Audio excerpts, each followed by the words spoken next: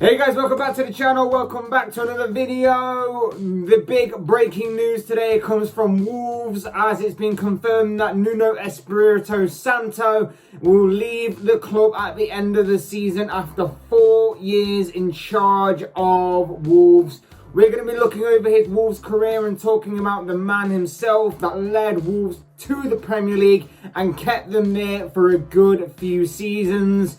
But before we go any further, I would like to remind you all to please like the video and also subscribe if you're new. Both things are always and forever be greatly appreciated. But for now, let's get back to talking about Nuno Espirito Santo and his soon-to-be departure from Molineux. Nuno took charge of the club back in 2017 and during his first season with the club managed to get them to being promoted back to the Premier League for the first time in 6 years. Their first season back in England's top tier division following that 6-year absence saw Wolves take the Premier League by storm, arguably surprising many people with a 7th place finish and a European football place at that. Really, I think took the Premier League by storm and surprised many people with how well they finished that first season.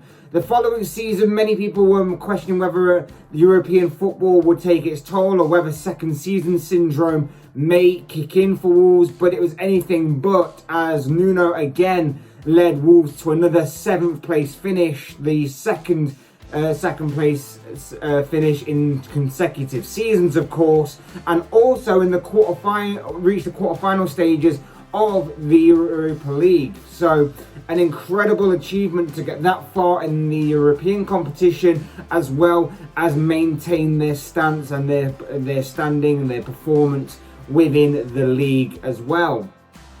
As for this season though, Wolves are currently sat 12th in the table, so a bit of a drop off from their previous 2 seasons with 1 game remaining. They can't go any higher even if they do win their final game, but they can drop to as low as 15th in the table if results don't go their way on the final day of the season. So although it is a bit of a drop off, there are kind of reasons for that. Yeah, I think it's safe to say that this season hasn't quite worked out for Wolves as best they would have hoped or as best as it has done in recent seasons.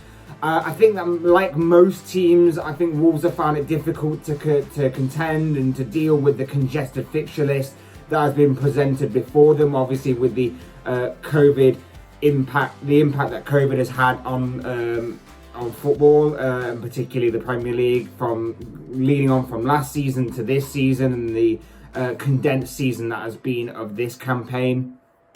They've had a number of key injuries to deal with. They've had the likes of their left back Johnny being out, Raul Jimenez as well with that horrific and freak head injury back in November. They've found it difficult to deal with them key kind of injuries that have impacted them heavily. Whilst new players like Fabio Silva may have been chucked into the deep end a little bit with how much they would have been expected to play compared to how much they've actually played this season. I think Fabio Silva in particular has played a lot more football than what he probably would have been expected to play during this campaign due to the injuries and things that Wolves have had to deal with. But he probably hasn't quite hit the ground running as best that the club would have hoped. And of course, everything's had a knock-on effect from that. But either way, whatever way you look at it, whatever reasons you give for Wolves dropping off a little bit this season, the bottom line here is that this is a mutual thing between both the club and Nuno. This isn't like Nuno is leaving. This isn't like Nuno is being sacked. This is a mutual thing where both parties think it's best to go their separate ways. The club have tweeted out, after 4 seasons at the club, this Sunday will be Nuno Espirito Santo's final game in charge of Wolves. Thank you, Nuno. Following the tweet, of course, there was the usual attached statement to it. Nothing out of the ordinary there. It's the usual kind of statement that goes along with a manager that's going to be leaving the club. Nuno, the chairman, people associated with the Wolves back staff, thanking Nuno for his time with the club and for what he achieved. The comments from the man himself, thanking the supporters, thanking the club for giving him the opportunity to manage the club itself. the usual type of statement from a managerial departure standpoint. Nothing out of the ordinary there, like I say.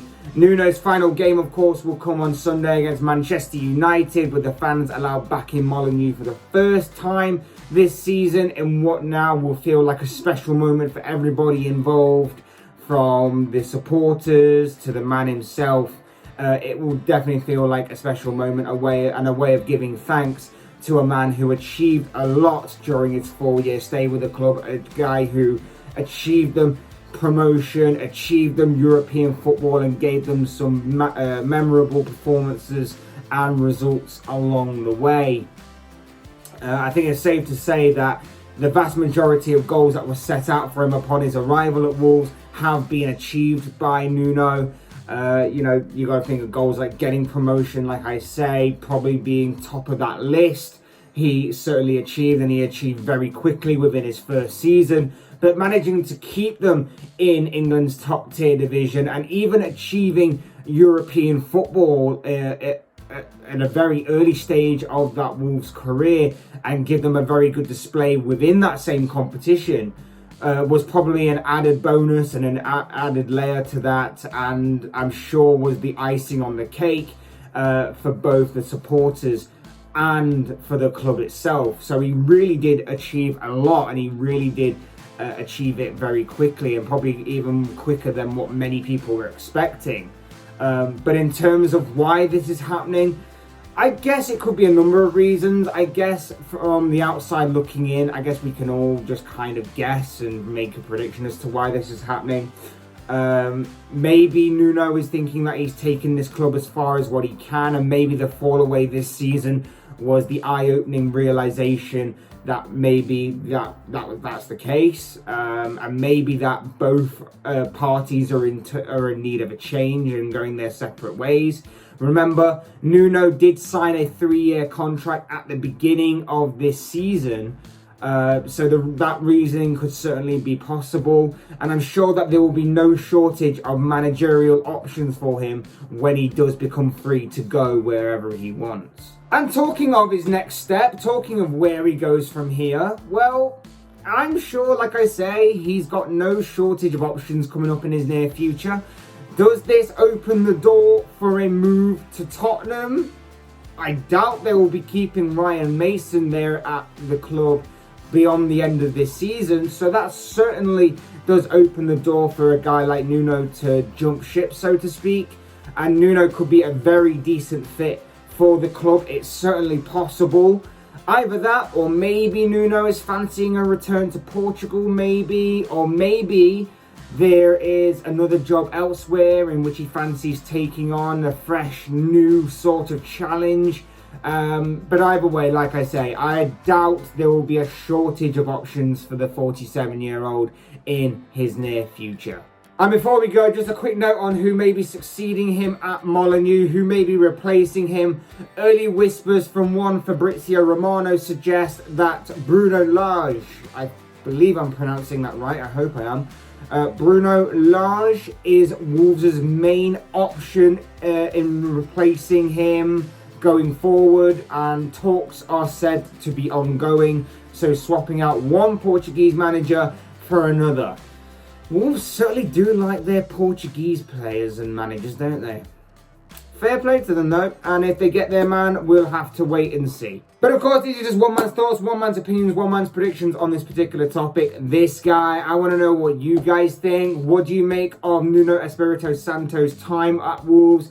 What do you make of his departure? Where will he go next? Who will Wolves bring in to succeed him? I'd love to know your thoughts, comments, opinions, predictions, whatever you want to call it, down in the comment section below. I'm sure it'll all make for interesting reading.